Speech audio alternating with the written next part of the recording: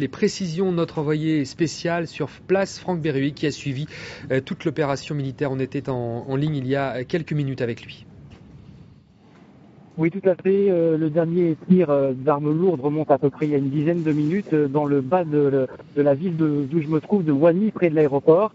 Donc pendant 2 heures, effectivement, vous l'avez dit, d'intenses combats autour de l'aéroport, avec des tirs à la mitrailleuse lourde depuis la mer, depuis ces bateaux de l'Union africaine, des tirs également de roquettes et des tirs de RPG dans les rues de cette localité. Je peux vous dire que je viens de croiser sur les hauteurs des populations, des habitants qui fuient cette zone et qui affirment avoir eu des blessés et des morts. Je me trouve actuellement près de la présidence de Mohamed Bakar, le bâtiment de la présidence qui se trouve à 3 kilomètres dans les terres, sur les collines. Eh bien, ce bâtiment est totalement vide. Les portes à l'intérieur sont grandes ouvertes, aucun véhicule, aucun gendarme de Mohamed Bakar et bien sûr, le président Bakar n'est plus dans sa présidence.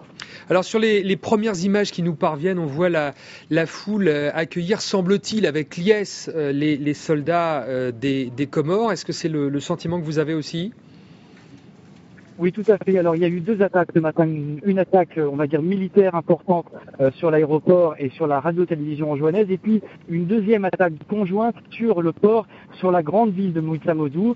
Dans cette ville-là, aucune résistance. L'armée tanzanienne, notamment, a rencontré aucune résistance. Les gendarmes de Bakar étaient, la plupart, avaient tombé leurs uniformes pour être en civil. Eh bien, la population les a accueillis en criant victoire, en criant vous nous avez libérés. On sentait depuis plusieurs jours la population ici attendait ce débarquement pour, entre guillemets, les libérer du colonel Bakar, du régime du colonel Bakar.